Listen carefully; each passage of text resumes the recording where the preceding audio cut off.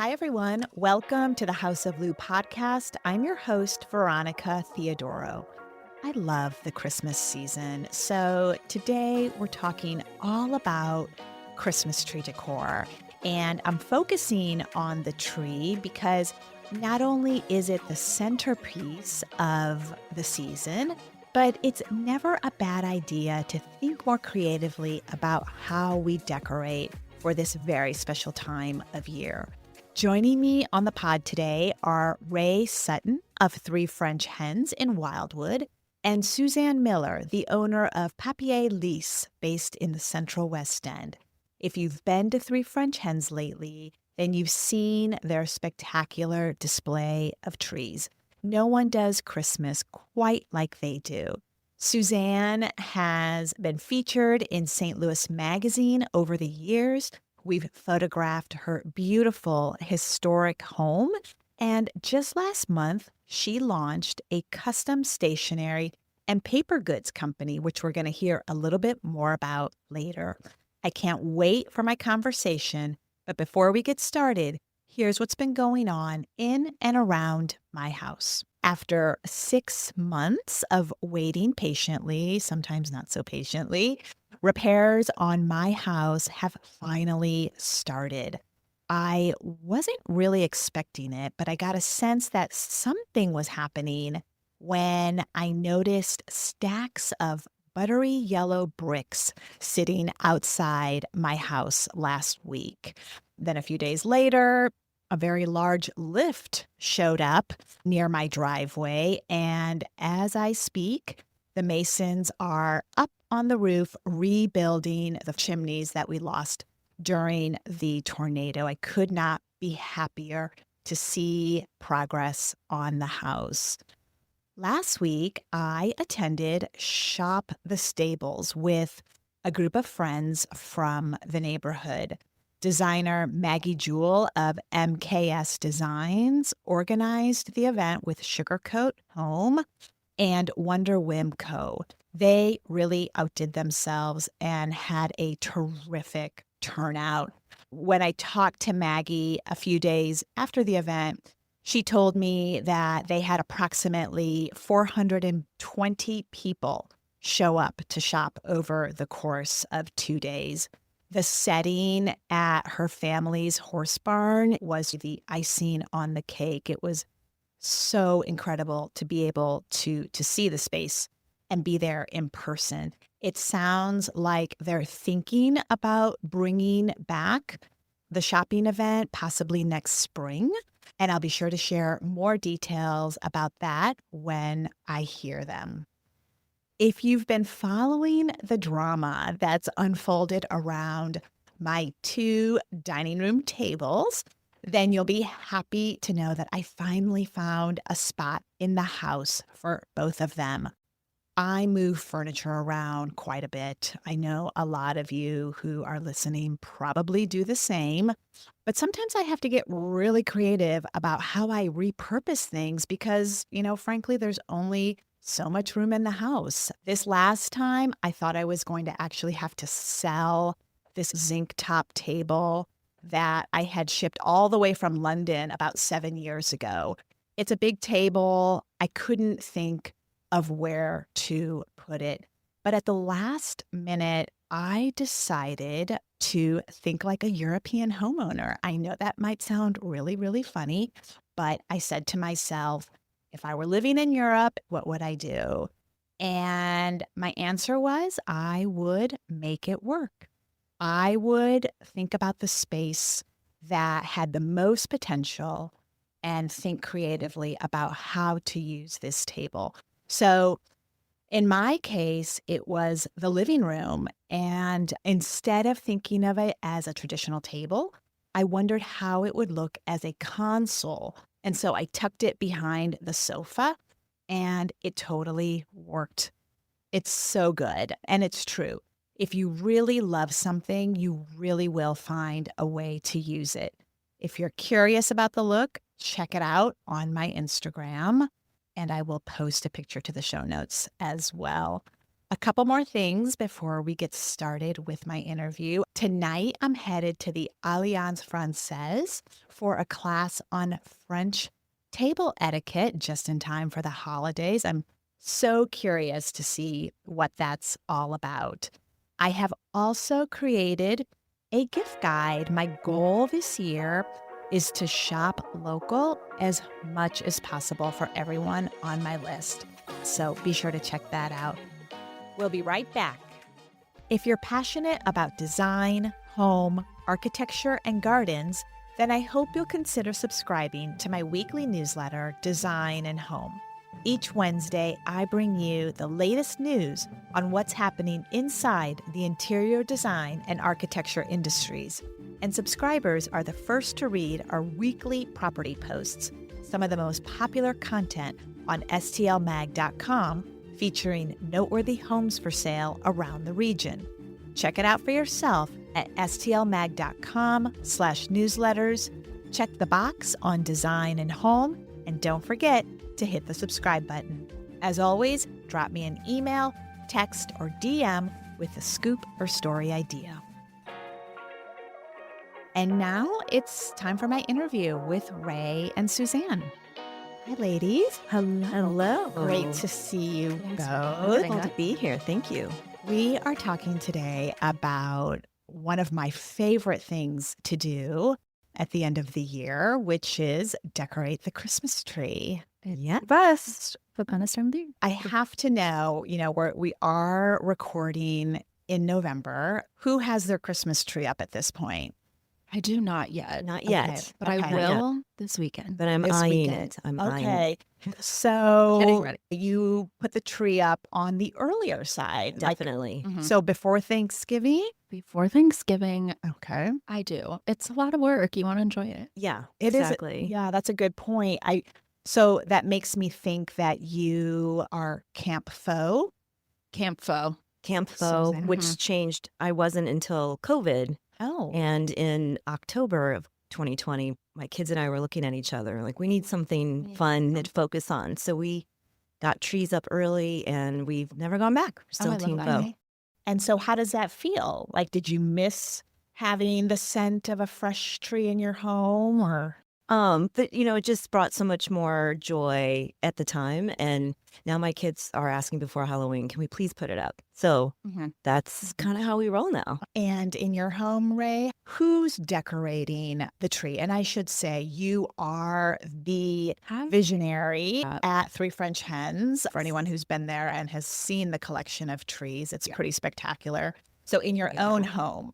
I am also the visionary in my own home. My poor husband does not have a 1 ounce of a say. But yeah, I am decorating the tree mostly. He helps fluff and, get it out from the basement. And My hood disappears. Very suspiciously. Yeah, It's yeah. gone. You're like, hello, where are you?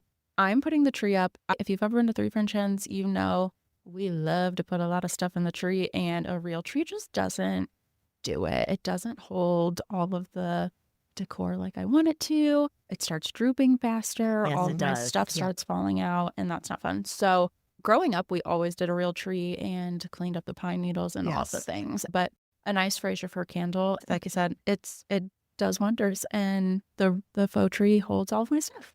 So then I am the only one in the group, Kylie included, our producer, who still puts up a real tree. And because of that reason, it's sometimes like December 20th Mm-hmm. before that tree is up.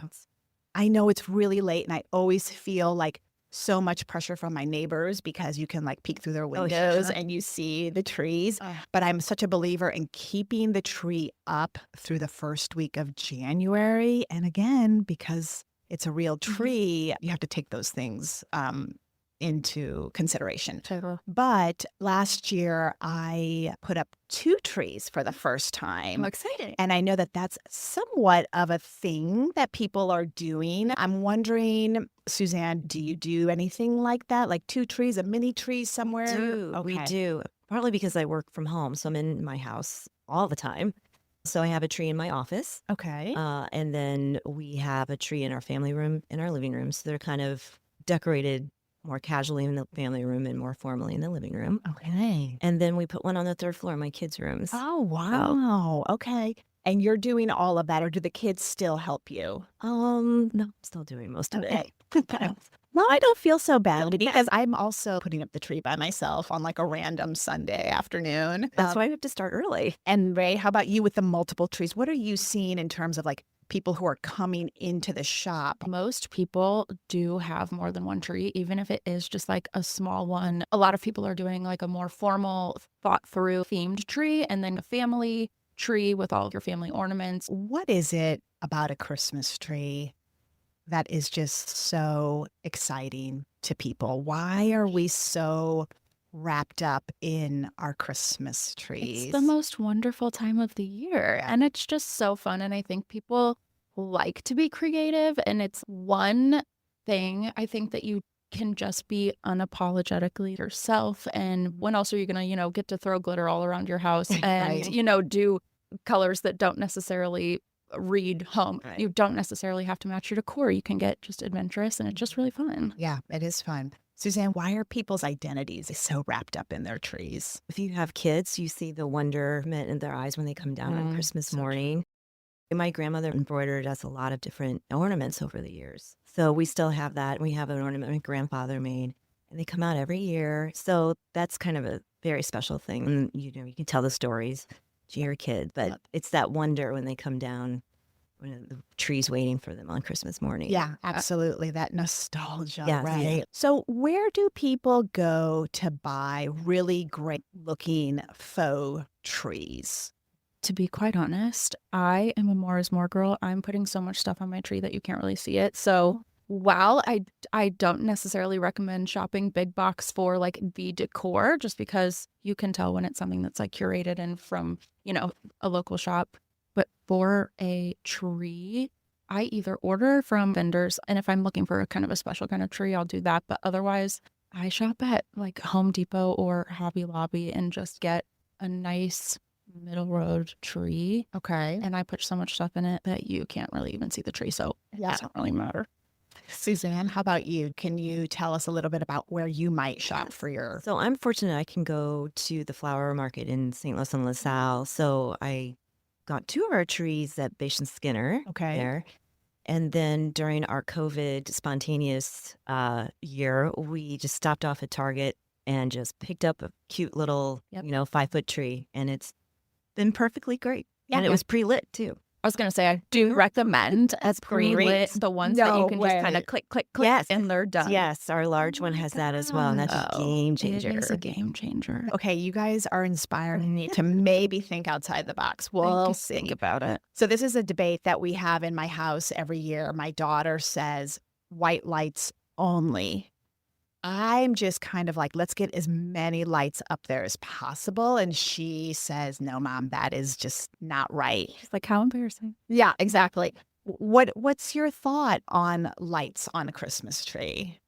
Oh, I Sweet. love lights. It depends. It depends Okay. on what you're doing. One of the trees that I have set up at the store this year is more of like a vintage, kitschy, Mhm. fun, almost retro Yeah. tree. And we added these really cool, like red and green big bulbs to Oh, the tree. I love that look. So like it's a pre-lit tree, obviously, so it has the white lights on it to give it that brightness, but we added the red and green bigger Mhm. bulbs. But I'd say normally the white lights are amazing. And then I have a really kind of special tree that also has a big like frosted globe bulb Okay. on some of the branches as well. Okay, so what I'm hearing is that we can all maybe step up our lighting game a little Lots of bit. lights. Like there's lots of Oh, yeah. different like Mhm. shapes, Mhm. styles, color of light. It's Yeah. not just the two. Get creative. Get creative about it. Suzanne, do you have any strong feelings about the color of the lights on your trees? Well, interestingly, my tree can do either. You can, Oh, wow. it's kind of one of those techno Fancy. trees. It's very fancy. And it will, if you have Christmas music going, it will blink in sync with the music. Oh my gosh. So, my gosh. but we tend to keep it on the white lights because then for me, it highlights kind of the other colors that we've brought in with the ornaments and everything. All right, so let's get into the nitty-gritty of decorating the tree. I want to know some of your best tips, your secrets for designing a statement tree in the home. Suzanne, let's go to you first. Some of the things I've done over the years. So when I lived in New York in a small apartment, so I had no storage, I did everything organic. So I did popcorn garlands, cranberry garland, I love Oh my God. sugar cookies. And then That's so it fun. and it looked really cute, and then I didn't have to store anything. So Love that. it's Not that's even funny. so smart. And so, it was a huge investment for a 20-something living in New York. I tend to put magnolia branches from my own magnolia tree and stuff them in, and lots of ribbon. But I try to just keep with my living room a color theme and keep it uniform. Otherwise, it gets too casual, like too cluttered visually for me. Anyway. And I was going to ask you because listeners, we have photographed Suzanne's beautiful home in the Central West End for St. Louis Magazine. What was it? Maybe like 2017, I think. Yeah, it's 2017. been a while. Okay, so it's been a while, but you have that incredible French blue Yeah. in your home, in your living room. So are you trying to complement that particular blue, or Definitely. that's what you're Definitely. thinking about? So Okay. for our big living room tree, so we try to make it cohesive when you come in. And that's why I keep the lights white. But I try to bring in some natural elements too, because I think that just it makes it more grounded. Absolutely. And Ray, how about you? What are some of your tips? Obviously, you can do a range, as we have seen at the store. Tell us. So again, I'm a more is more girl. I love a natural element. Also, I love when people can bring in, like we were talking about, like your grandparents' ornaments, or you know what I mean, things that mean a lot to you. But in order to kind of make your tree feel cohesive and designed and intentional, I think layers are super, super important. And that's kind of one of the biggest mistakes I see people make is they'll hang all their cute little ornaments on the outside and they don't want to add those other things for fear of like hiding the ornaments that are sentimental to them. Okay. And I think the opposite is true when you kind of make a canvas by adding bigger elements kind of in the back of your tree, creating a base Okay. layer that actually makes your ornaments that are sentimental pop. And when you're adding those things like branches and ribbons, it just is highlighting the ornaments that you find the most beautiful or sentimental. The other mistake I see people making is being scared that an ornament is too big for their tree. Yes. I'm like, no.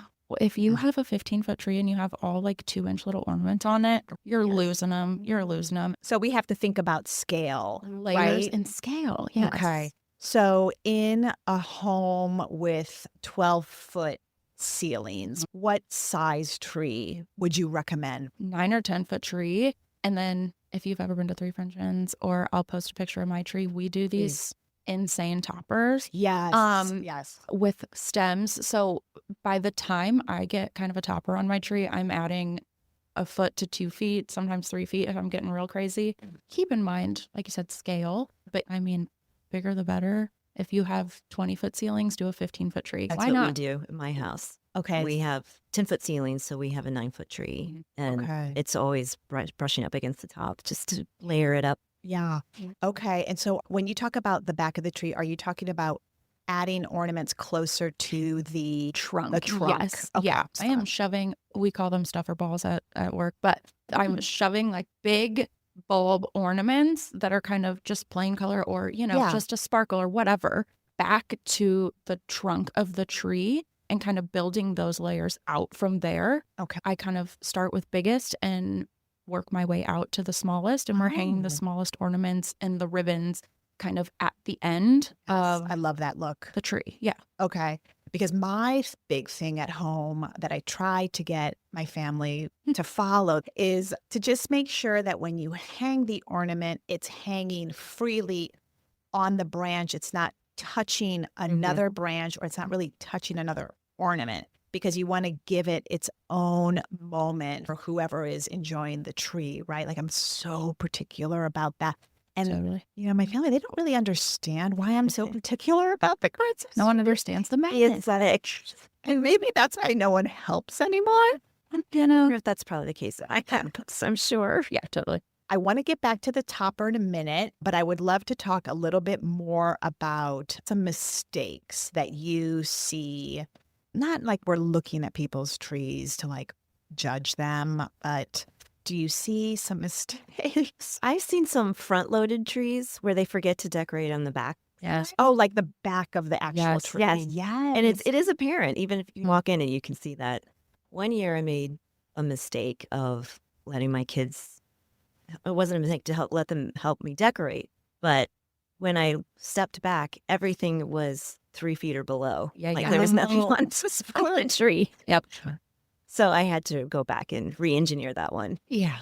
You know what I have found really helps is every once in a while, like, okay, let's say it's been an hour, you step back, take a photo of the tree, and then you can really easily see some spots that you've missed or where you need to put a different color. Again, it's front loaded with too many of the same colors. So anyway, if you want to get really, really into your tree, that's a good recommendation. I do that. I do that with Yeah. my rooms too, my Oh, house. Mhm. totally. So yeah, it's No, like you interior have to design. step away and come back, and yeah, you'll be like, oh my gosh, it's right in front of your face. And Yeah. you can't even see it. Yeah. And then saving some of your like bigger first items for the end, because sometimes again, like you didn't see that you're missing something, and you'll end up with a hole at the end, and you're like, I don't have anything left to put there. Oh. So save some of each layer for the end so that you can go back and fill any holes that you see. Okay. It's a really good That's tip. That's a great tip.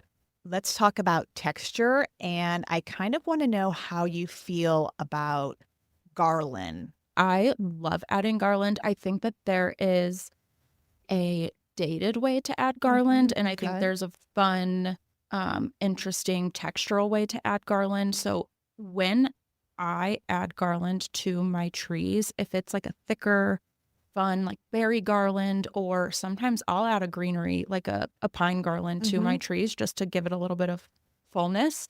But I am kind of like tucking the garland in every couple feet into the tree and almost making it look like they're stems kind of sticking out of the tree, if that makes sense. Interesting. Or I'll use more of like an ornament garland or something of that nature to kind of, like I said, wrap the trunk to create those layers So you're kind of in the tree. in the tree. You're So okay. if it's like, a fun thin garland, like I have a lot of jeweled pretty garlands that I will hang off of the tip of the branches, but a thicker garland, I use it as a layer. So I am like kind of manhandling the tree. Like you got to get it in there to, again, create those layers and that texture.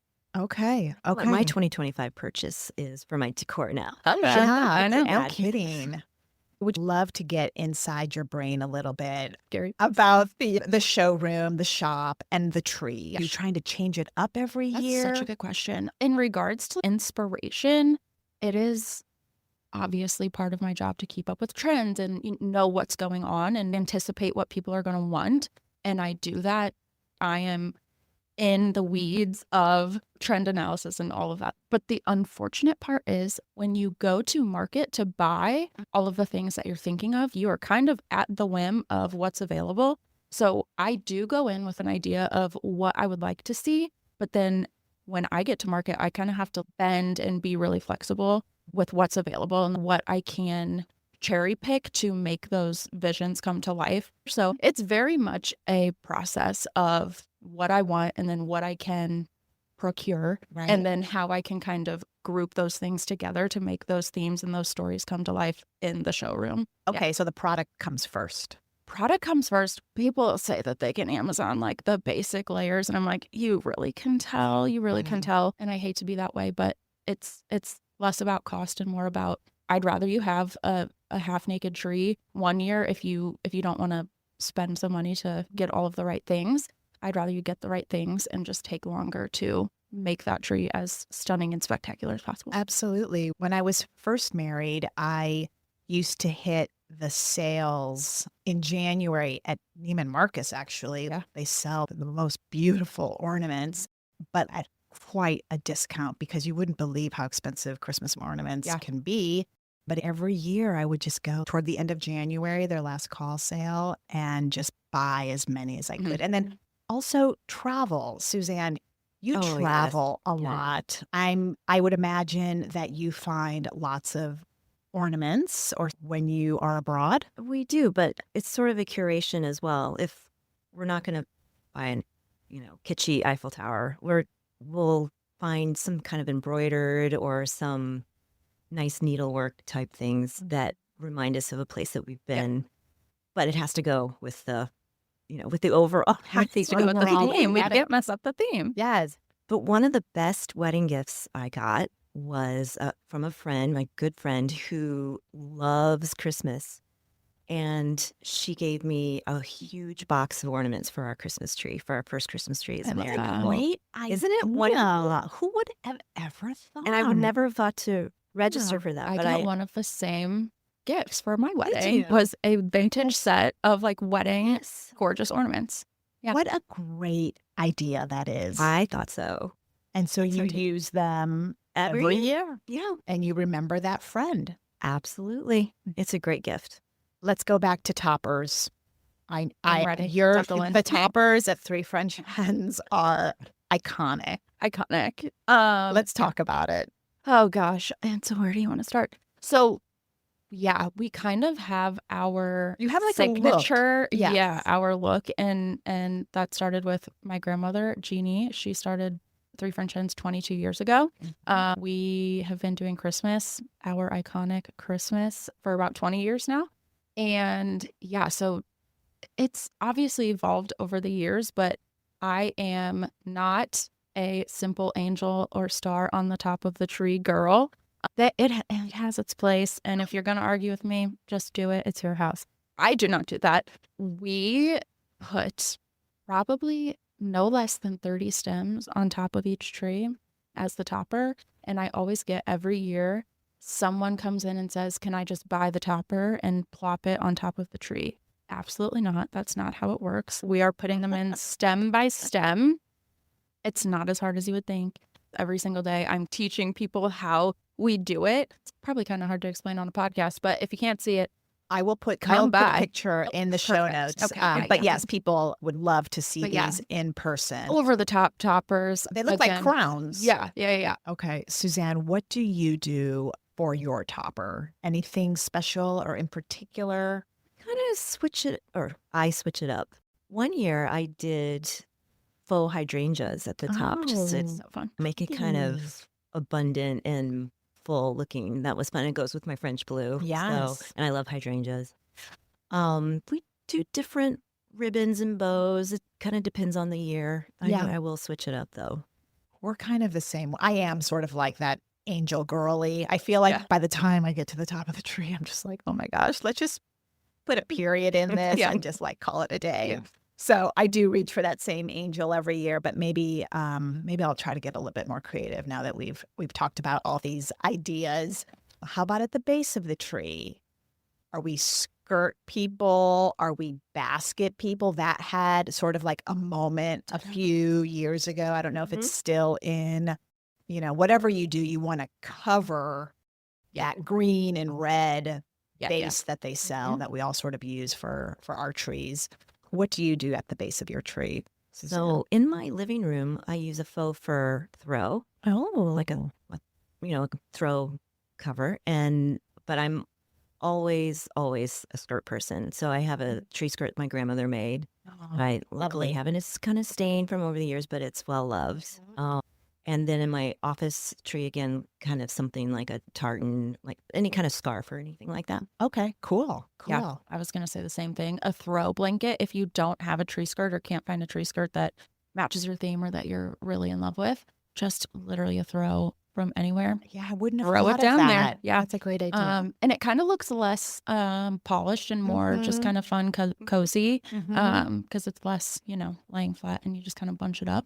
So that's really fun. And then, yeah, obviously like presents, get something fun and big for the base of the tree to kind of, again, hide that trunk. Like you can do like big over the top bears or, you know what I mean? Just fun faux presents or Cute. a couple of my trees that I did in the store, we have like very oversized, like 20-inch ornaments that we kind of just like tucked up under the tree too and kind of Brilliant. brought up through the tree as well. I love that idea of like stuffed animals. If you have little kids at home, Oh, yeah. So fun. even if you don't, I think that's so Yeah. cute. My dad was a train person, so we inherited the train set so Oh, that we I put love that up every that. year. Oh, So wow. pretty. Love Yeah. that.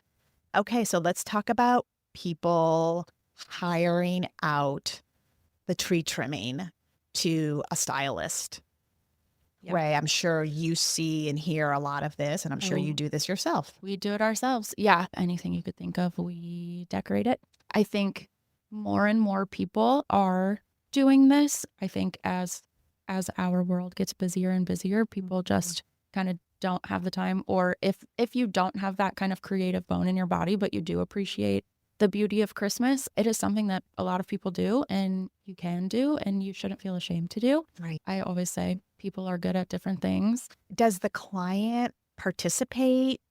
Sometimes the customer is involved, but I do have clients that are like, I have no idea. Just come out, bring whatever you think.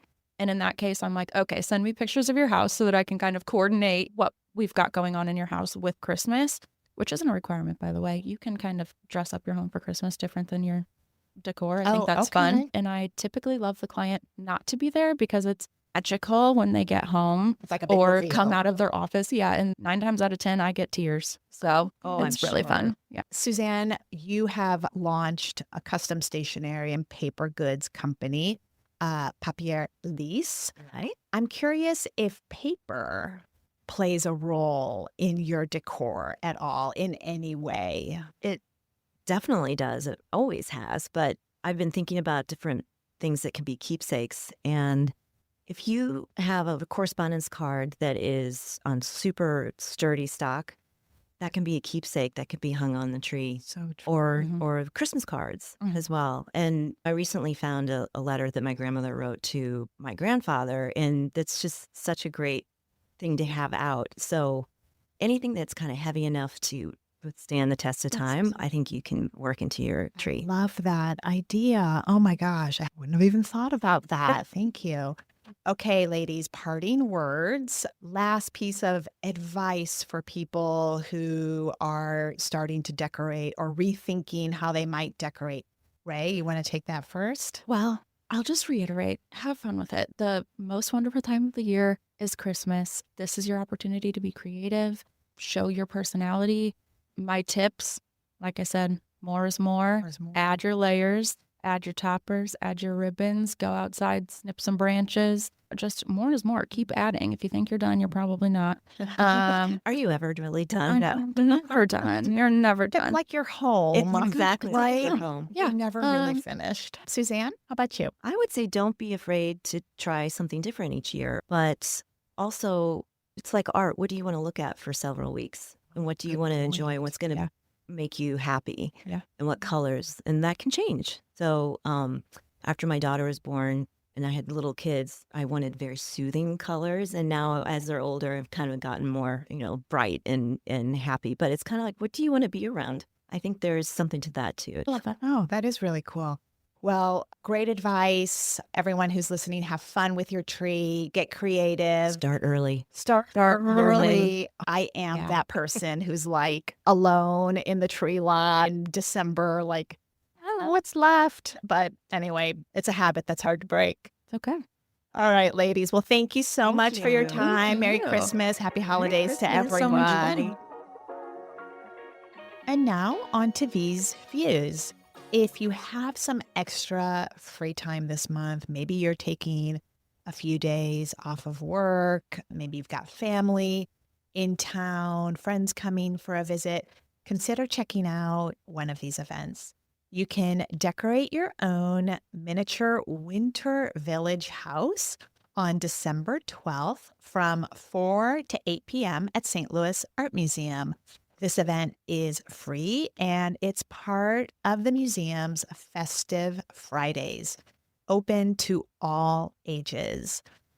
If food and cooking is more your thing, on December 19th, chef Sharon Tutko is teaching a class from 11 to 1:30, all about preparing brunch. So you can learn how to fix everything from deviled eggs with pesto to savory scallion waffles, garlic shrimp, and a Grand Marnier souffle with warm chocolate sauce. And if you love historic homes and architecture, don't miss the Belleville Candlelight House Tour on December 14th from 1 to 6 p.m. The tour offers a look inside 7 homes ranging from houses built in the late 1800s to contemporary houses from the 2000s. 2 homes on the tour are actually in the process of being rehabbed. So this will give you sort of like a rare glimpse into what it takes to restore these beautiful houses.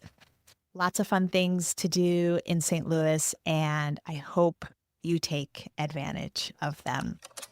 All right, everyone. Thanks so much for listening, and see you next time.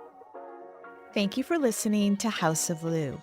Our episodes drop once a month, so be sure to follow us and share the episode with your friends.